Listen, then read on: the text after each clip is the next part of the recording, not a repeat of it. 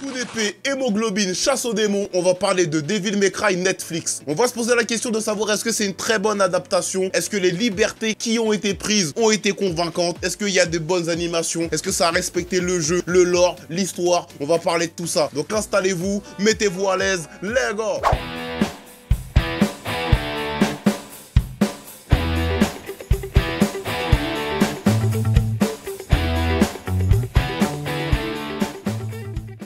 Hola tout le monde, j'espère que vous allez bien, bienvenue sur la chaîne Eugene No Review. Et oui, ça fait un moment.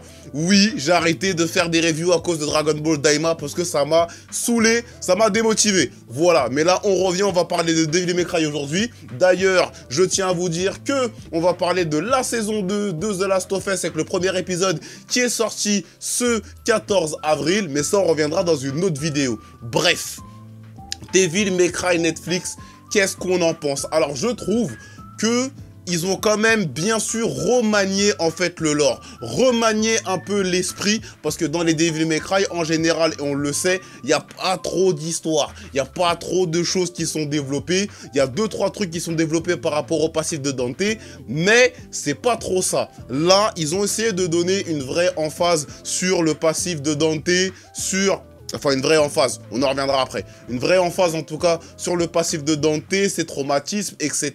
Par rapport aux autres personnages aussi, par rapport à Lady, qu'on voit aussi dans la série.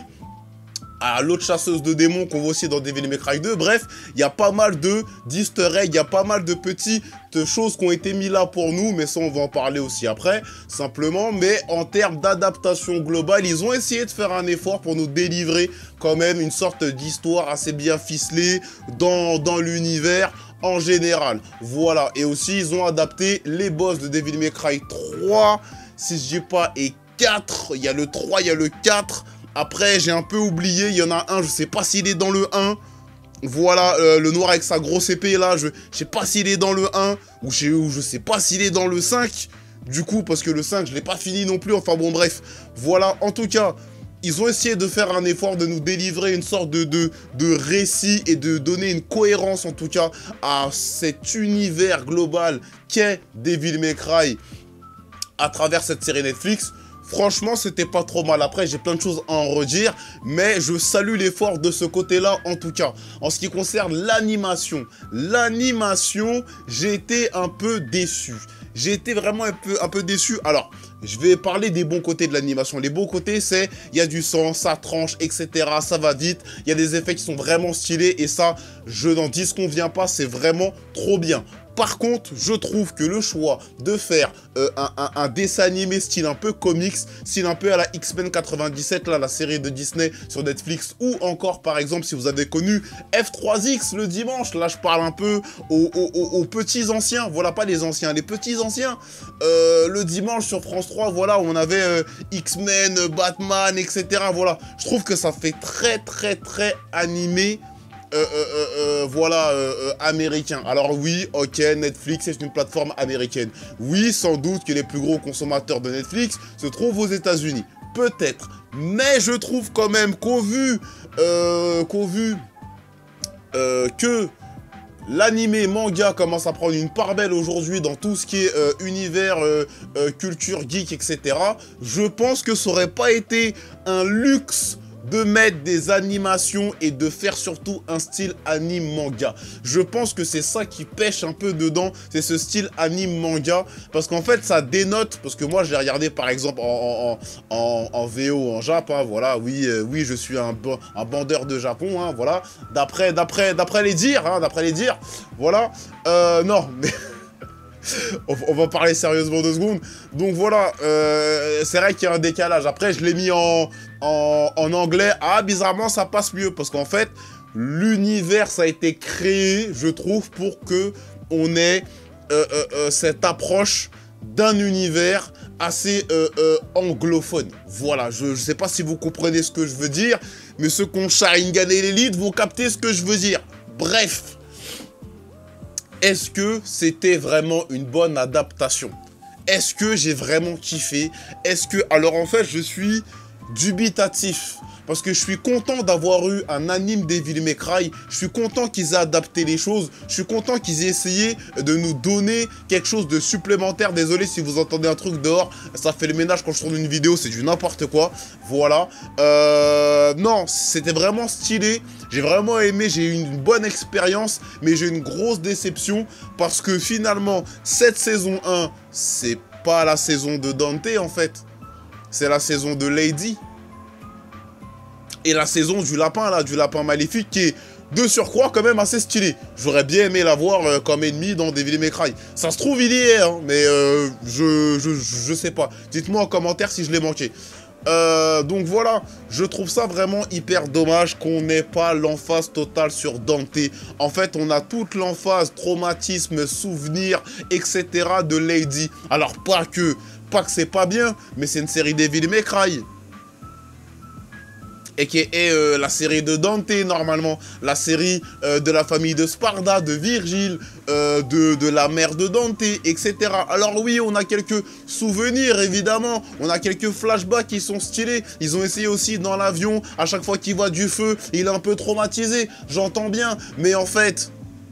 La part belle, c'est entre le lapin maléfique, là, le lapin d'Alice au Pays des Merveilles, et Lady. Dante, il est quasiment inexistant. Il vient... En fait, Dante, c'est les One Punch Man de sa série. Dante, c'est le One Punch Man de sa série. Et en même temps, je peux comprendre. Et en même temps, je trouve qu'ils l'ont nerf.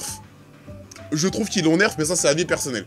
Donc, Dante, c'est un peu le One Punch Man de son univers. C'est-à-dire, tout le monde se tape, etc. Patata, tatata. Et lui arrive au dernier moment, finish move, finish boss. Alors, ok, Dante, c'est pas un mec qui galère contre les ennemis. Ok. Donc, dans ce cas-là, donnez-nous soit des matchs intenses, c'est-à-dire des matchs où le mec, il est aussi fort que Dante. Voilà. Voilà. Surtout que Dante ne sait pas utiliser son Devil Trigger, ne sait pas que c'est un démon, ne sait pas... Bah, faites-nous des combats équilibrés. Vous pouvez faire des combats équilibrés. Et dans ce cas-là, dans ces combats, par exemple, le mec à tête de lapin, là, je sais pas comment il s'appelle, a livré différentes informations à Dante sur son passé. Donc ça aurait pu, on aurait pu avoir un combat qui raconte quelque chose. Voilà, Dante qui est mis... Alors, je sais pas s'ils vont le garder dedans, mais qui est un néphilim. Voilà, mi-ange, mi-démon, etc. Voilà. Qui a une part aussi d'humanité, ça aurait pu être intéressant de se dire, bon, les démons, ils sont pas tous méchants, et les humains, ils sont pas tous gentils, finalement. Moi, j'ai le cul entre deux chaises, qu'est-ce que je fais? Et ça aurait pu être intéressant aussi de voir ça. Quand ils ont buté tous les démons, j'attendais une réaction, mais ils ont buté tous les démons. Voilà.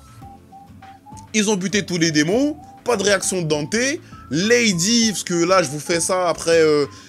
ça fait peut-être une semaine que j'ai vu la série. Lady, pas trop de nouvelles non plus. Bon, voilà. Et je trouve que même la fin de la saison qui essaye de développer sur la saison 2, ça me donne pas vraiment envie. C'est pas Devil May Cry, en fait. C'est pas Devil May Cry de ce côté-là. Ils ont essayé de dire, oui, on va conquérir les enfers, etc. On nous montre juste avant que les humains, façon démon, ils peuvent rien faire. Maintenant, on va conquérir les enfers, etc. Tatati, tatata, venez, on va enfermer Dante. Mais d'où t'enfermes Dante? D'où t'enfermes Dante? Voilà, je comprends pas d'où tu l'enfermes, d'où...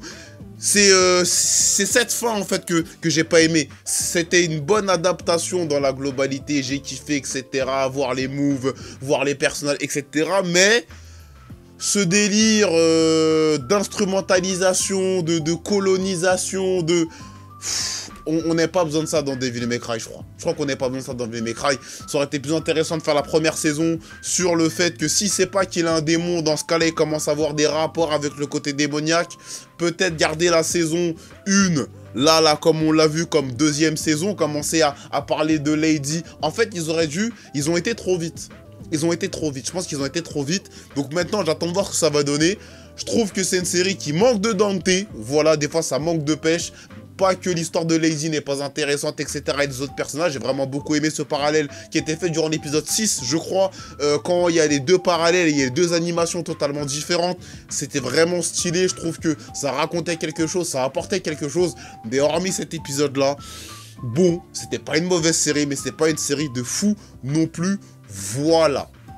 Voilà ce que j'avais à dire, là je vous fais cette review un peu pas en catastrophe, mais sans avoir révisé, parce que déjà ça fait trop longtemps que j'ai pas fait des reviews, et en même temps je reviens sur la chaîne pour vous dire que je suis de retour, voilà. Donc si t'as kiffé la vidéo, laisse ton meilleur big bad pouce bleu juste en bas, mets en commentaire ce que t'as pensé de la série, mets en commentaire également si tu trouves que j'ai une bonne analyse, qu'est-ce que tu penses également de mon analyse, d'accord? N'hésite pas en tout cas, pour celles et ceux qui ne le savent pas, j'ai une chaîne primaire, parce que celle-là c'est ma chaîne secondaire, comme je vous l'ai dit, je fais des reviews d'adaptations de séries de jeux vidéo, etc. Bon, je vais pas vous le répéter à chaque fois, parce qu'à un moment ça doit être relou à entendre aussi également, d'accord? Mais effectivement, voilà, mais j'ai une chaîne primaire, si on peut l'appeler Eugene Prime, Haruno Prime, voilà, on peut appeler ça comme ça, voilà, où vous pouvez retrouver évidemment des news, oh là là, c'est pas la bonne taille, voilà, donc des news de jeux vidéo, évidemment, je vous ai parlé de notre avis et je suis avec Momo de JVM, Nanix, Karim de Pop Club, aussi également mon gars Monsieur Why Not, évidemment, il y a aussi tous les membres, il y a Pocho et Garley, il y a aussi Ryan Ilyes de Presse Play FR qui m'a invité à voir ceci, enfin bref, un avis général sans spoiler sur l'épisode 1 de la série.